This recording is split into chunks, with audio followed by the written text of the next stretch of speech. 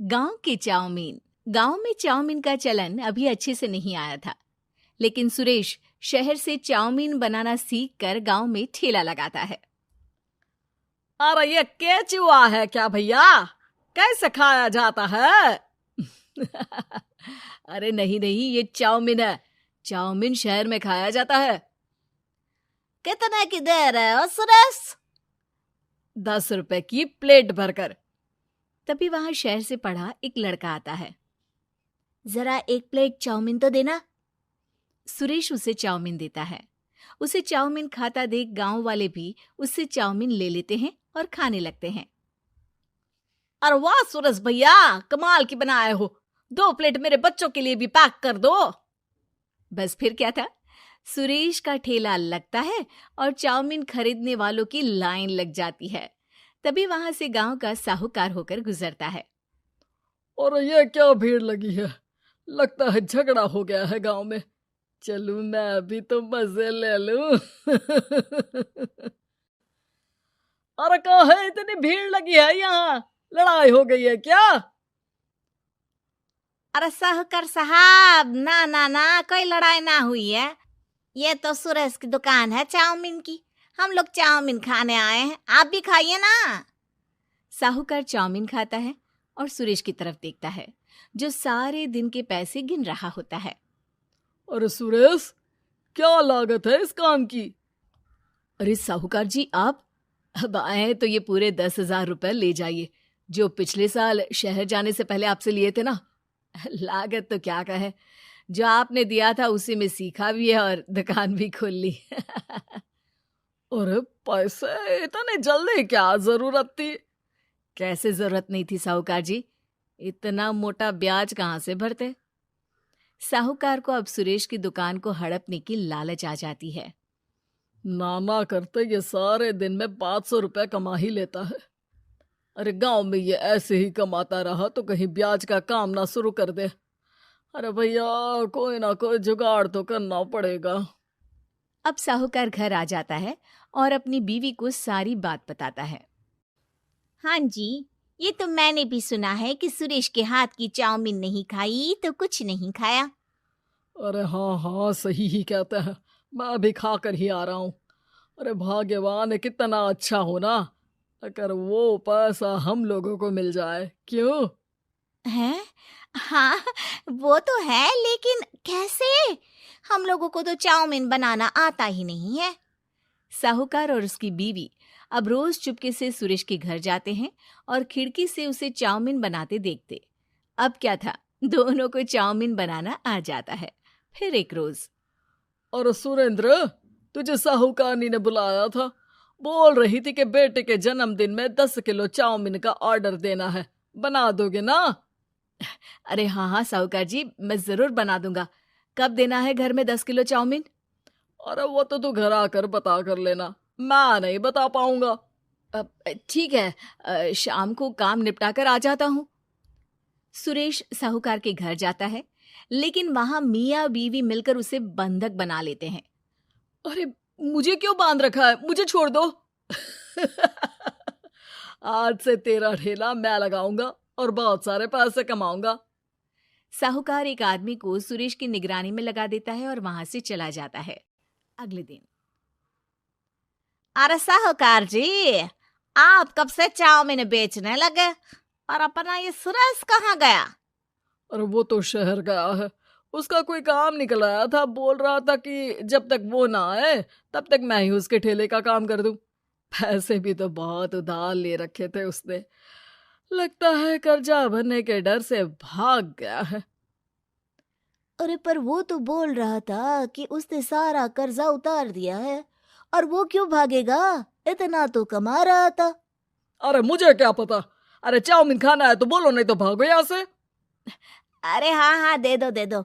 अब तो चाउमीन खाना पूरे गांव के लोगों के लिए आदत ही बन गया है। ना खाओ तो नींद ना आए। हाँ हाँ, तो लो और निकालो 50 रुपए। 50 रुपए क्यों? सुरेंद्र तो 10 रुपया में देता था। अरे वो पागल था, मैं थोड़ी ना हूँ। गांव वाले, जिनको चाउमीन की लत लग गई थी, वो करते भी क्या? दे दो और ये लो 50 रुपए। लेकिन फिर साहूकार उन लोगों को प्लेट में थोड़ी सी चाउमीन रख देता है। अरे ये क्या, पैसे 5 गुना ज्यादा और चाउमीन बस इतनी सी। अरे साहूकार साहब, भगवान से तो डरो। बस फिर क्या था, साहूकार की मन मर्जी चलने लग जाती है और गांव वाले करते भी क्या। एक रोज मुझे तो लगता है कि सुरेश को साहूकार ने मार डाला होगा, क्योंकि उसका काम इतना अच्छा चल रहा था, फिर वो क्यों जाता, और वो भी साहूकार के हवाले दुकान करके। ना बाबा ना। अगले रोज भाग्यवान, देखो तो जरा, इस सुरेश भी ना कितना पागल था। जिस काम से वो ज्यादा पैसे बना सकता था, उससे इतने कम पैसे छाप रहा था। 50 रुपए प्लेट में भी गांव वाले खूब खा रहे हैं चाउमीन। हाँ जी, और जितने में वो लोगों को 10 प्लेट खिलाता था। भर भर कर हम लोग उतने में 20 प्लेट बना रहे हैं, क्यों जी? वहीं सुरेश रोज भगवान से मांगता कि बस एक बार वो किसी तरह वहां से निकलने में कामयाब हो जाए, लेकिन उसकी हर कोशिश नाकामयाब होती। फिर एक दिन, अरे भाग्यवान, ऐसा कुछ करो कि चाउमीन बनाने का खर्चा आधा हो जाए, जिससे हम लोगों को और मुनाफा हो। ना जी, मुझे तो कोई तरकीब ना सूझ रही। अरे सुनो, एक काम करते हैं, चाउमीन बनाने में जो सब्जी लगती है वो मंडी में लेने तुम देर रात चली जाना। तब तक वो सारी सड़ी गली सब्जी जो दुकानदार वहीं फेंक जाते हैं, वो उठा कर ले आना फ्री में। अरे वाह जी वाह, आप तो बहुत समझदार हैं जी। बीवी वैसा ही करती है, लेकिन अब लोग चाउमीन खाते तो मुंह बनाकर। फिर एक बार, अरे राम राम राम, ये पेट में दर्द काहे हो रहा है? आई, आई, आई, आई, आई। हाय रे हाय, मेरा भी पेट दर्द के मारे फटा जा रहा है। सभी को शक हो जाता है कि उन लोगों को चाउमीन खाने से ही ये बीमारी हो गई है। वहीं दूसरी तरफ जो आदमी सुरेश की निगरानी कर रहा था, वो सो रहा होता है और मौका देखकर सुरेश वहां से भाग जाता है। सुरेश गांव वालों के पास जाकर उन्हें सब कुछ बता देता है। बस अब क्या था, साहूकार के घर पुलिस पहुंच जाती है। चलो, तुमने गांव के लोगों को खराब सब्जी वाली चाउमीन खिलाकर बीमार किया और सुरेश को बंधक बनाया। तुम्हें इसीलिए हम गिरफ्तार कर रहे हैं। साहूकार को पुलिस ले जाती है और फिर अगले दिन से सुरेश का ठेला गांव के बाजार में लग जाता है, जहां अब पहले से ज्यादा भीड़ होती है। बेटी, एक बार चल के लड़के को देख तो लो। मेरा दावा है कि लड़का तुम्हें बहुत पसंद आएगा। बाला बहुत अच्छा लड़का है। हाँ हाँ बेटी, हम लोग तुम्हारे दुश्मन तो नहीं है, किसी अच्छे लड़के से ही तुम्हारी शादी करवाएंगे ना। आखिर तू हमारी इकलौती बेटी है। अच्छा ठीक है माँ, अब ज्यादा भावुकतापूर्ण शब्दों का इस्तेमाल ना करो। मैं चलने के लिए तैयार हूँ। चलो फिर, बिना देर के हम सब चलते हैं। सभी बाला के घर पहुंचते हैं। अरे क्या बात है बहन जी, अभी तक आपका बेटा नहीं आया? जी बस आता ही होगा। तभी वहां बाला आता है। लो जी, आ गया मेरा बेटा। ये लोग तुझे देखने आए हैं और ये इनकी बेटी नम्रता है। बाला के सर पर बिल्कुल बाल नहीं होते। ये देख नम्रता और उसके परिवार वालों की आंखें फटी की फटी रह जाती है। ये तो टकला है। हे भगवान, माँ पिताजी, आप दोनों एक टकले से मेरी शादी करवाने वाले थे। अरे ये तो पूरा उजड़ा चमन है। देखो बेटी, इस तरह किसी का मजाक उड़ाना गलत है। किसी के बारे में इस तरह की बातें नहीं करते। बालों का क्या है, वो तो आते जाते रहते हैं। लड़का टकला है तो क्या हुआ, इंजीनियर है, अच्छा खासा कमाता है। आप चुप रहिए जी। इसकी तरफदारी इसलिए कर रहे हैं क्योंकि आपके भी सर पर बाल नहीं है। मैंने तो आपसे शादी कर ली, मगर मैं अपनी बेटी की शादी एक टकले से बिल्कुल नहीं करवाऊंगी। अरे ये क्या, कब से आप लोगों ने टकला टकला लगा रखा है? और माफ करना, तुम भी कोई हूर की परी नहीं हो। तुम लोग मेरे घर में आकर मेरी ही बेइज्जती कर रहे हो। निकल जाओ यहाँ से।